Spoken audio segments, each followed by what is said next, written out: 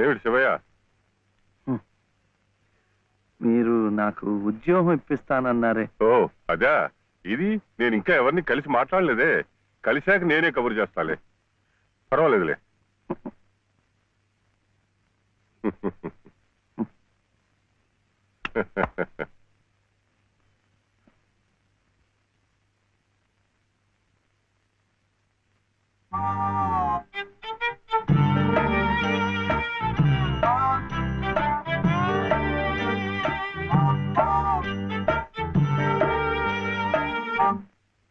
నా ఉద్యోగం చెప్పావుగా, చూస్తానని నేను చెప్పానుగా. ఆ పని మీదే ఉన్నాను.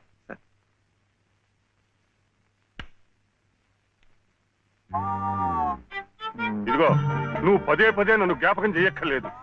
చూస్తానన్నాను, చూస్తాను. వెళ్ళు. ఏమిటి?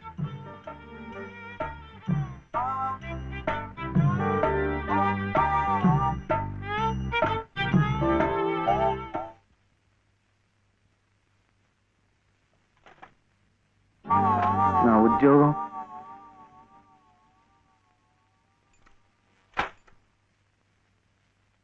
మాదా కోళమమ్మా బాబు, మా బాబే, మా అయ్యే.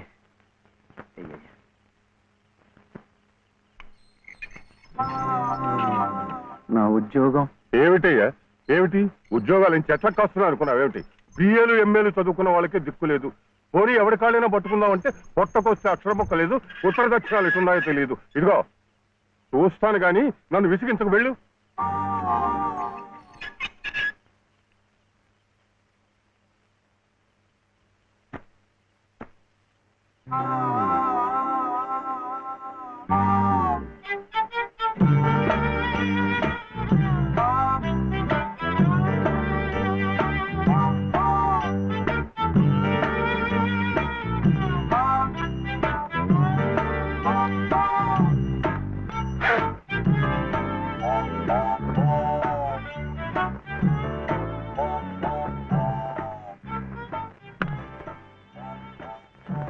అయితే ఉద్యోగం కావాలంటావు? బాబుని బాగా చదివించి పెద్దవాడిని చేయాలి. లలిత కష్టపడకుండా చక్కగా సుఖంగా ఉండేట్టు చూడాలి. మీకు తెలుసా, అందుకే నేను లలిత మెడలో తాళి కట్టాను. ఇలా తోడుగా నీడగా ఉండటానికి. అందుకే మీరు నాకు ఉద్యోగం కావాలంటావు.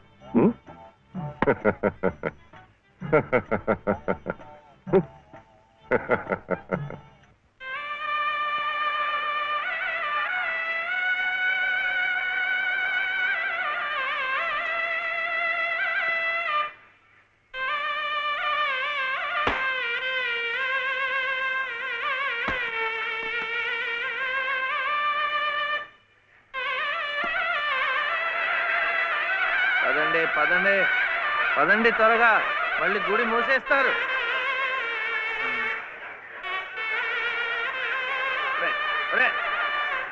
గుండు గుండు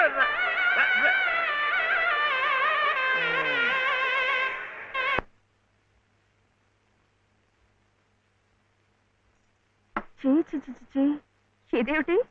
నేనే రాసుకున్నా. ఇలాగా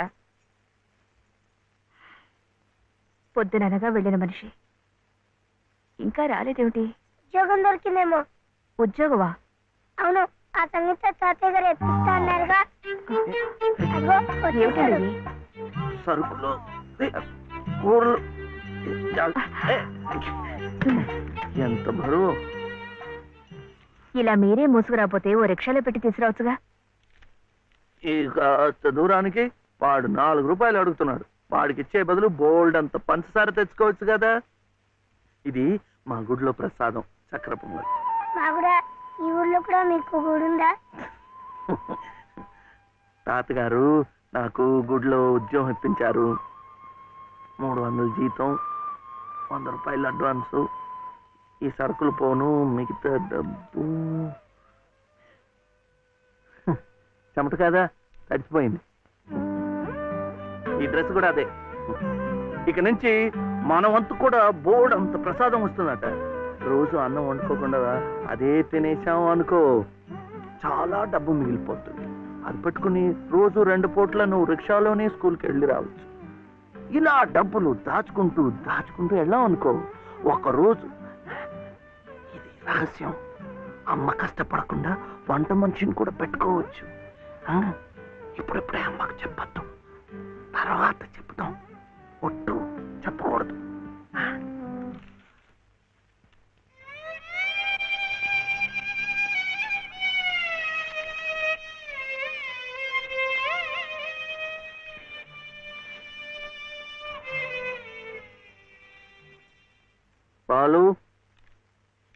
బాలసుబ్రహ్మణ్యం,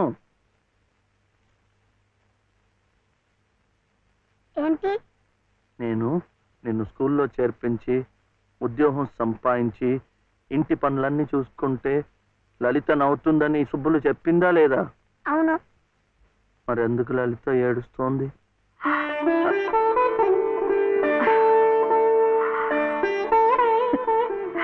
బాబు ఏంటమ్మా? ఇలారా.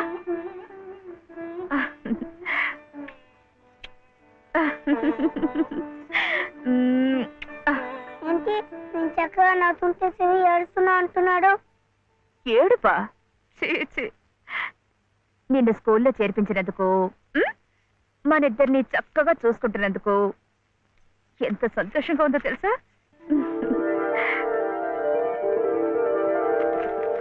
అన్నీ అబ్బాలే. మేము చక్కగా నవ్వుతుంటే ఏడుస్తుందని చెప్తాం.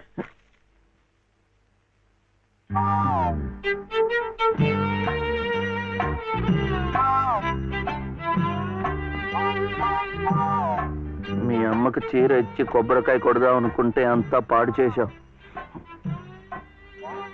నువ్వే ఉత్తుకో.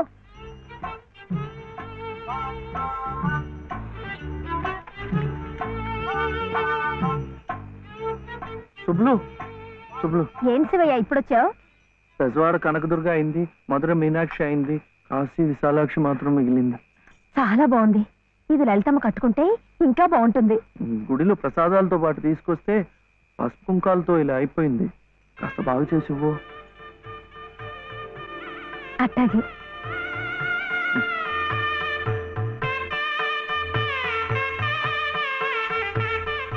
స్వామి, వాళ్ళిద్దరికి నువ్వు కూడా శుభం పలికావన్నమాట.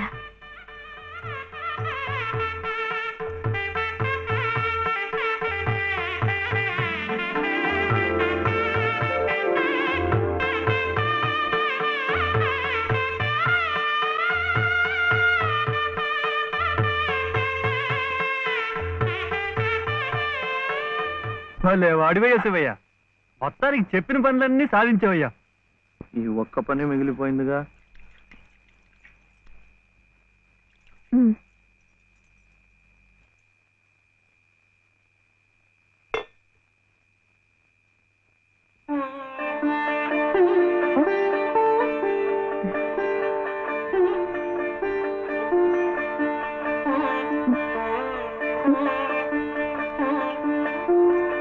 కట్టుకో.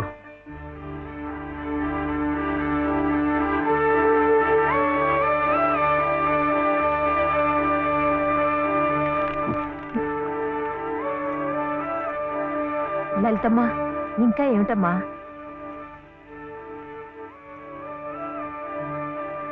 రండమ్మా, రండి.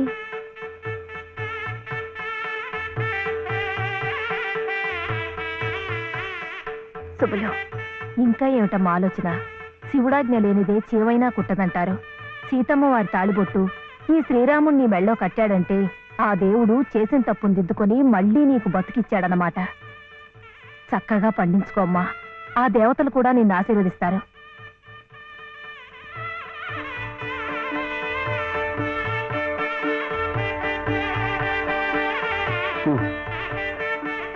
ఇదిగో బాబుని నేను తీసుకెళ్తున్నాను, రేపు పంపిస్తానులే. ఎందుకు? అదంతా లలితం చెప్తుందిలే. తలుపేసుకో.